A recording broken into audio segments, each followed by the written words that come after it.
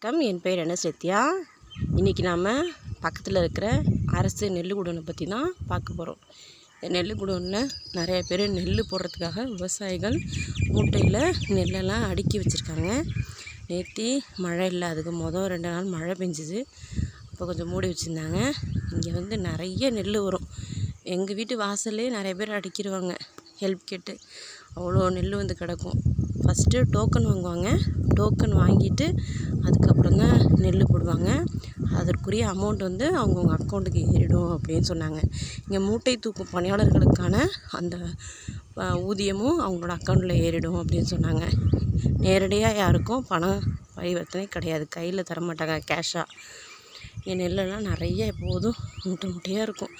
Lorry இதெல்லாம் எடுத்துகிட்டு போவோம். ஃபஸ்ட்டு இவங்க நெல்லை அந்த கருக்காலாம் எடுத்துகிட்டு அதுக்கு தனி மிஷின் ஒன்று வச்சுருக்காங்க.